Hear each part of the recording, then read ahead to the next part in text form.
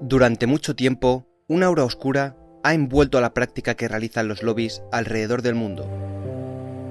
Pero, ¿qué son y qué hacen exactamente estas agrupaciones? Los grupos de presión, o lobbies, son colectivos de un mismo sector que defienden sus intereses e intentan influenciar en la toma de decisiones. Mediante la unión de personas con objetivos similares, consiguen hacer la fuerza, o por lo menos eso es lo que intentan ejercer en las instituciones. Y la fuerza, en la actualidad, tiene que ver con la capacidad de influir en las administraciones para que las leyes, normas o regulaciones beneficien al sector que los lobbies respaldan. Dentro de los lobbies hay cabida para entidades como los sindicatos, grupos de empresas, asociaciones de consumidores, organizaciones sociales que reivindican, por ejemplo, los derechos LGTB, agrupaciones vinculadas con la industria, con la ecología, think tanks, ONGs o incluso asociaciones de cacería o de amas de casa, por citar algunos ejemplos. Los lobbies han aumentado tanto su impacto en la política, la sociedad y la economía nacional e internacional que llegan incluso a marcar la agenda de la política. Para ser más concretos, podemos mencionar algunos de los objetivos principales de los lobbies, como por ejemplo, permitir la participación en el proceso de toma de decisiones públicas, mejorar el diálogo entre el gobierno y los representantes de la sociedad civil, proporcionar a los responsables de la toma de decisiones información técnica y sectorial para ejecutar la labor legislativa, fomentar el debate público sobre diversos temas o ayudar a las empresas a estar informadas y a conocer las prioridades públicas. A pesar de estas actividades y como se ha dicho antes, existen dos posturas muy diferenciadas en relación al lobbying. En la primera, se encuentran los partidarios, quienes dicen que los grupos de presión profesionales son una parte vital y válida de la democracia, que estimulan el debate y mantienen a los políticos al tanto de los últimos avances en áreas como la ciencia y los negocios. Además, aluden a la gran variedad de lobbies dentro de un mismo sector, lo cual aporta beneficios, puesto que pueden llegar a ofrecer una visión distinta sobre un mismo tema.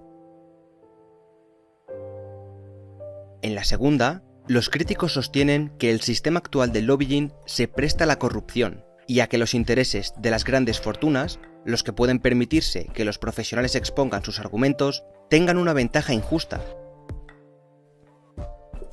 A pesar del auge informativo que ha surgido en los últimos años sobre todo lo que hacen los lobbies, hay que decir que estos grupos no son nada nuevo.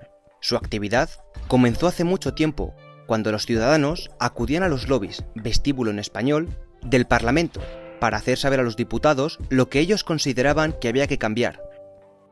Hay otras fuentes que apuntan a que su acepción como grupo de presión partió de un vestíbulo concreto, en el que en 1640 comunicaba la Cámara de los Comunes con la sala central del antiguo Palacio de Westminster, en donde los parlamentarios británicos recibían y comentaban mensajes e informes de las fuerzas sociales antes y después de las sesiones, una costumbre que se ha mantenido en el Westminster actual.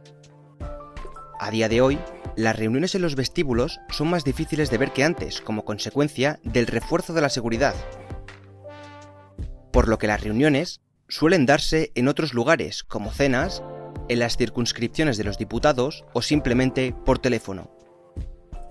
Los lobbies están presentes en todo el mundo, pero vamos a repasar los datos sobre dos lugares en donde la presión de estos grupos ha sido más significativa: Estados Unidos y la Unión Europea. Comenzando por Estados Unidos, y dada la importancia que generaron los lobbies, en 1992 el Congreso de este país sacó la primera ley de transparencia de los lobbies, en la cual se prohibía que los políticos aceptaran regalos de estos grupos de presión. También se creó un registro obligatorio de lobistas, en donde era imperativo mencionar los intereses que representaba el lobista, su nombre, para quién trabajaba e incluso la reforma obligó a que los políticos informaran sobre las personas con quienes tenían reuniones. En Estados Unidos se ha producido un aumento muy significativo en el gasto total en lobbies desde 1998 hasta 2020, donde en comparación con el año anterior, 2019, se produjo una leve disminución en la inversión.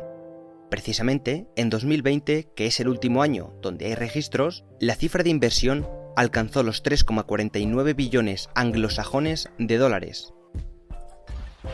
Algunos de los miembros más importantes que forman parte de los lobbies son los antiguos políticos, ya que conocen a la perfección al personal y el funcionamiento de las instituciones públicas, por lo que en 2007 Estados Unidos reguló esta condición e impuso a expolíticos un periodo de 1 año desde que dejaron su puesto para poder entrar a colaborar con un grupo de presión.